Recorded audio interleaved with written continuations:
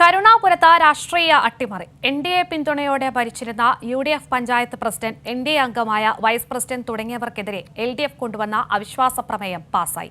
കോൺഗ്രസ് അംഗത്തിന്റെ പിന്തുണയോടുകൂടിയാണ് അവിശ്വാസ പ്രമേയം പാസായത്.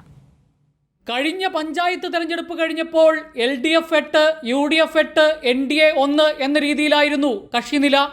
ആദ്യം എൽ.ഡി.എഫ് ഭരണസമിതി അധികാരത്തിൽ വന്നുവെങ്കിലും എൻ.ഡി.എ പിന്തുണയോടുകൂടി യു.ഡി.എഫ് പിന്നീട് അധികാരം പിടിച്ചെടുക്കുകയായിരുന്നു. പഞ്ചായത്ത് പ്രസിഡന്റ് മിനി പ്രിൻസിനെതിരെ കൊണ്ടുവന്ന അവിശ്വാസമാണ് ആദ്യം ചർച്ചയ്ക്കെടുത്തത്. എൽ.ഡി.എഫിൻ്റെ മുഴുവൻ അംഗങ്ങളും പങ്കെടുത്ത ചർച്ചയിൽ ഒരു കോൺഗ്രസ് അംഗവും പങ്കെടുത്തു.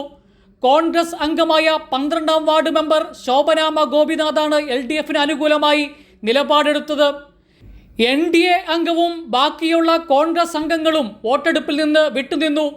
എൽ.ഡി.എഫിലെ 8 അംഗങ്ങളും കോൺഗ്രസ് അംഗവും അവിശ്വാസത്തെ പിന്തുണച്ചതോടെ അവിശ്വാസം പാസായി.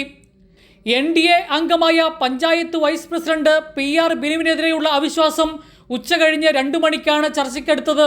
ഇതും കോൺഗ്രസ് അംഗത്തിന്റെ പിന്തുണയോടെ പാസ്സാവുകയായിരുന്നു. കൈരളി ന്യൂസ്, ഇടുക്കി.